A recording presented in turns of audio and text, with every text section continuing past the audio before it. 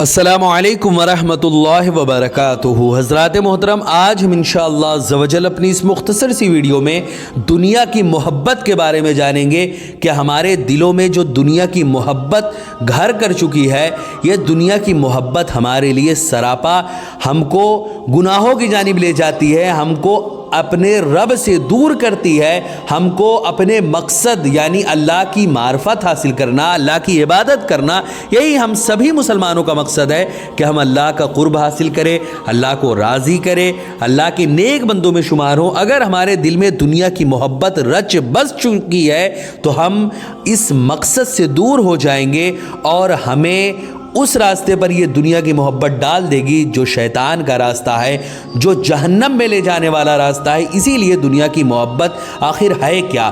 دنیا کی محبت کے بارے میں اللہ نے قرآن میں کیا فرمایا، حضور رسول اکرم صلی اللہ علیہ وسلم نے حدیث میں کیا فرمایا، ایسے ہی اولیاء کرام نے دنیا کی محبت کے بارے میں کیا فرمایا، ایسی ہی بہت ساری باتوں کے بارے میں آج اپنی اس مختصر سی ویڈیو میں ہم جانیں گے۔ ویڈیو پسند ہے ویڈیو کو لائک کریں، شیئر کریں، اور اگر ہمارے محمدی چینل پر نئے آئے ہوں تو اسے ضرور سبسکرائب کر کے بیل آئیکن کو بھی ضرور دبائیں تاکہ اس طرح کی تمام انفارمیٹیو ویڈیوز آپ تک ضرور پہنچے۔ حضرات محترم، سورہ قصص کی آیت ہے، اللہ رب العزت نے واضح لفظوں میں ارشاد فرمایا، اور جو مال اللہ نے تجھے دیا ہے اس سے آخرت کا گھر طلب کرو اور دنیا میں اپنا حصہ نہ بھولو اور احسان کرو جیسے کہ اللہ تعالیٰ نے تم پر احسان کیا، اور زمین میں فساد نہ پھیلاؤ، بے شک اللہ تعالیٰ فساد پھیلانے والے کو پسند نہیں کرتا۔ اب یہاں پر ایک بات میں اور بتاتا چلوں، اس آیت کا کیا مطلب ہے۔ اللہ نے کیا فرمایا کہ وَلَا تَبْغِ الْفَسَادِ وَلَا تَبْغِ الْفَسَادَ فِي الْأَرْضِ، اور زمین میں فساد نہ کرو، زمین میں فساد نہ پھیلاؤ۔ فساد بمانا، فساد کا مطلب ہوتا ہے آتنک، یا فساد کا مطلب ہوتا ہے خون ریزی، خون خرابہ، جھگڑا، لڑائی، اور ہر وہ کام جو کہ امن و شانتی سے کوسوں دور ہے اس کو فساد کہتے ہیں۔ قرآن میں اللہ رب العزت نے واضح لفظوں میں یہ فرما دیا کہ زمین میں فساد نہ پھیلاؤ، یہ سب کے لیے اللہ نے فرما دیا، دنیا کے ہر انسان کے لیے فرما دیا، اور آگے یہ بھی فرمایا کیوں؟ کیونکہ ان اللہ لا یحب المفسدین، ایسے لوگ جو دنیا میں فساد پھیلاتے ہیں، ایسے لوگ جو دنیا میں آتنک پھیلاتے ہیں، خواہ وہ کسی بھی مذہب کا ہو، کسی بھی دھرم کا ہو، کسی بھی جاتی کا ہو، کسی بھی سمودائے کا ہو، اگر کسی انسان کو قتل کر رہا ہے، بے گناہوں کو مار رہا ہے، بے گناہوں کی جانیں لے رہا ہے،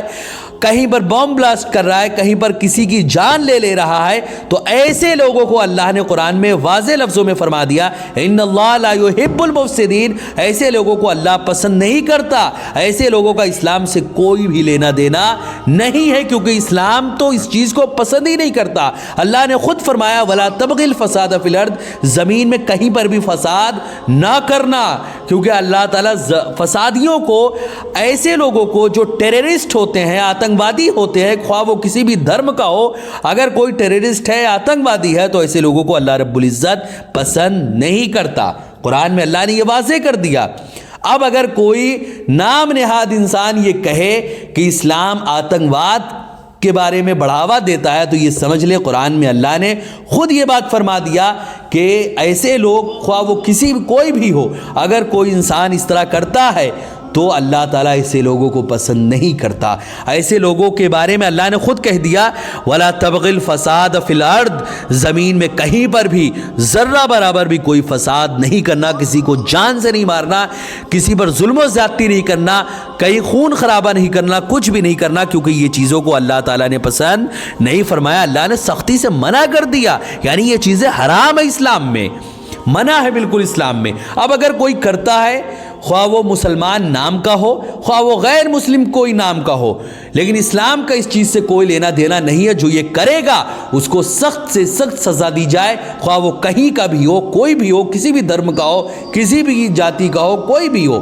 اگر وہ انسان کوئی بھی نام والا ہو، کسی بھی پوشاک والا ہو، اگر اس طرح کی حرکت کرتا ہے تو اس کو سخت سے سخت قانوناً سزا ملنی چاہیے، اور اگر اس نے کسی کی جان لی ہے تو اس کو بھی جان سے مار دینا چاہیے۔ قانونی اعتبار سے جو ہمارے دیش کا قانون ہے اس کے مطابق اس کو ہر طور پہ سزا ملنی چاہیے۔ حضرات محترم، اب یہ سمجھ لیں کہ اللہ رب العزت نے کیا فرمایا۔ اسی طرح دنیا برائے دین ہو تو وہ دنیا نہیں، اور دین برائے دنیا ہو تو وہ دین نہیں۔ اس حقیقت کو سمجھنے کے لیے آئیے سب سے پہلے دین اور دنیا کی تعریف پر ہم غور کرتے ہیں کہ دین اصل میں ہے کیا، پھر دنیا کیا ہے وہ بھی ہم سمجھیں گے۔ اب سب سے پہلے ہم سمجھتے ہیں کہ پہلے سمجھتے ہیں کہ دین کیا ہے۔ دین اس قانون الہی کا نام ہے جو انسان کو خیر بالذات یعنی اللہ تک پہنچا دے، اور دوسرے لفظوں میں اگر کہیں تو اسلام، ایمان اور احسان کے مجموعے کا نام دین ہے۔ حضرات محترم، اب دنیا کیا ہے؟ دنیا اللہ تعالیٰ کے علاوہ جو کچھ ہے اسے دنیا کہا جاتا ہے۔ تو دنیا جو ہے وہ صرف کوئی ایک کسی شے کے بارے میں نہیں کہا جاتا کہ یہ دنیا ہے۔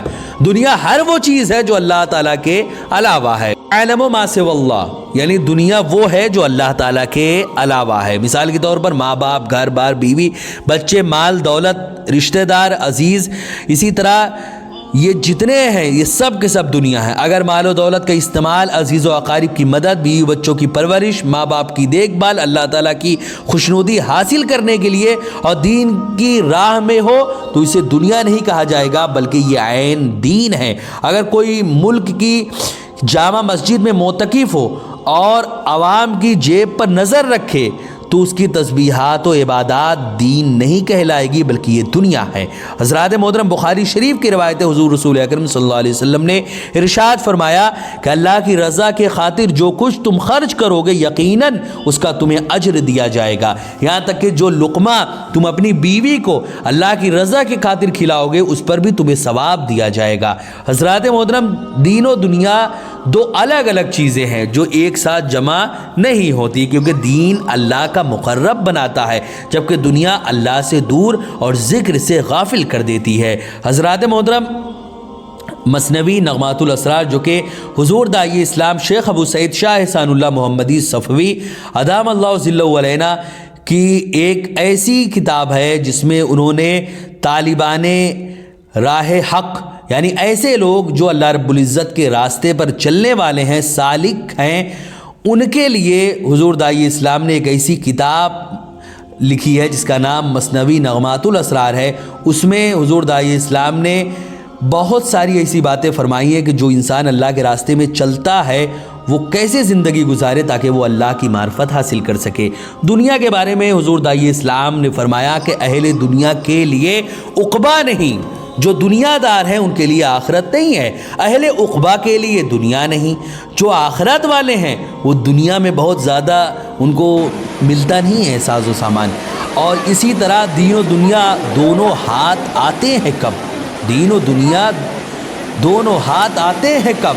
یہ ہوس دل میں نہ رکھ اے بے ادب، یعنی اگر کوئی انسان یہ چاہے کہ دین بھی حاصل کر لے دنیا بھی حاصل کر لے تو یہ دونوں ہاتھ میں کب آتے ہیں؟ اس لیے یہ ہوس ہی دل میں ہمیں نہیں رکھنی چاہیے۔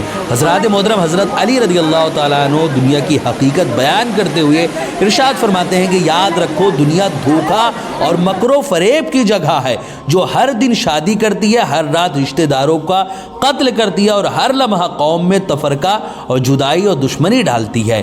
حضرات محترم، عام پر ہمارے نبی صلی اللہ علیہ وسلم نے ارشاد فرمایا الدنیا جیفۃ و طالبها کلاب، دنیا جو ہے یہ مردار ہے اور اس کو وہی طلب کرتے ہیں جو کتے ہیں۔ اب سمجھ لیں آپ کہ دنیا جو طلب کرتا ہے وہ کون ہے؟ دنیا طلب کرنا، مال و دولت کمانا یہ بری چیز نہیں ہے۔ مال و دولت کما کے اس کو اللہ کے راستے میں خرچ نہ کرنا، مال و دولت کما کے اس کو گن گن کر رکھنا اور اس کو اللہ نے جہاں خرچ کرنے کو کہا ہے وہاں خرچ نہ کرنا، یہ ہے دنیا داری، یہ ہے مال کی محبت۔ تو ایسے لوگوں کے لیے ہی یہ عذاب کے بارے میں کہا گیا ہے، اور کتا جو کہا گیا ایسے لوگوں کو ہی کہا گیا ہے۔ حضرات محترم، ایک دوسرے مقام پر ارشاد فرماتے ہیں کہ میں اس دنیا کے بارے میں کیا بتاؤں؟ فرماتے ہیں حضرت علی کہ میں اس دنیا کے بارے میں کیا بتاؤں جس کی ابتدا رنج و غم اور انتہا فنا ہے، اس کے حلال میں حساب اور حرام میں عذاب ہے، جو اس کی طرف دوڑا اس کے ہاتھ سے نکل گئی اور جس نے اس سے منہ پھیر لیا اس کے پاس حاضر ہو گئی۔ حضرات محترم، حضور داعی اسلام شیخ ابو سعید شاہ احسان اللہ محمدی صفوی ادام اللہ ظلہ علینا ارشاد فرماتے ہیں کہ دنیا کی مثال اس سائے کی طرح ہے جس کی طرف لپکنے سے یہ ہاتھ نہیں آتی، اور اگر اس سے منہ پھیر لیا جائے تو وہ تمہارے پیچھے اور تمہارے ساتھ ہو جاتی ہے۔ حضرات محترم، اللہ نے کسی بھی شخص کے اندر دو دل نہیں رکھا، ایک دل دین کا مرکز ہو، دوسرا دل دنیا کا عاشق ہو، بلکہ سب کے پاس ایک ہی دل ہے جس میں اللہ کی محبت ہوگی یا پھر دنیا کی محبت۔ اگر دل دنیا کی محبت کی یعنی دنیا کی محبت کی جگہ بن چکا ہے تو یقین جانیے کہ ہلاکت مقدر بن چکی ہے آپ کی، کیونکہ دنیا کی محبت ہی تمام برائیوں اور خرابیوں کی جڑ ہے۔ حضرات محترم، رسول اکرم صلی اللہ علیہ وسلم نے ارشاد فرمایا کہ دنیا کی محبت ہی تمام گناہوں کی بنیاد اور ہر گناہوں کی ابتدا ہے۔ قرآن مقدس میں متعدد مقامات پر ان لوگوں کی برائی بیان کی گئی ہے جنہوں نے دنیاوی زندگی کو آخرت پر ترجیح دی ہے۔ اللہ رب العزت نے سورہ ابراہیم میں واضح لفظوں میں ارشاد فرمایا، اور کافروں کی خرابی ہے، ایک سخت عذاب ہے جنہیں آخرت کے مقابلے دنیا سے زیادہ محبت ہے۔ حضرات محترم، اگر مومن کا دل اللہ کی محبت سے معمور ہو تو پھر دنیا کی ہر چیز جو ہے وہ دین بنتی نظر آتی ہے، کیونکہ وہ ہر لمحہ اللہ کی رضا ڈھونڈتا ہے۔ اللہ رب العزت نے اسی کی تعلیم دیتے ہوئے ارشاد فرمایا کہ وَابْتَغِي فِيمَا آتَاكَ اللَّهُ۔ اس آیت مقدسہ میں اللہ نے مال و منال، گھر بار، کھیتی باڑی، بلکہ خود اپنے وجود میں دارے آخرت تلاش کرنے کا حکم دیا ہے۔ عام انسان کے لیے اللہ کی دی ہوئی نعمتوں میں سب سے بڑی نعمت اس کا وجود ہوا کرتا ہے۔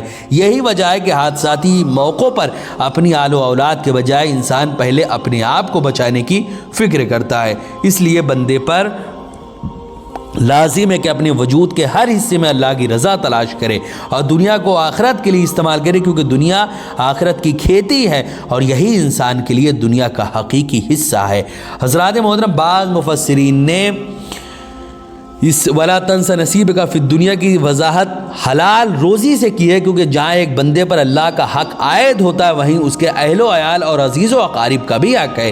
اسلام میں حلال کمائی کی بڑی اہمیت ہے۔ قرآن مقدس میں متعدد مقامات پر تلاش رزق کا حکم دیا گیا۔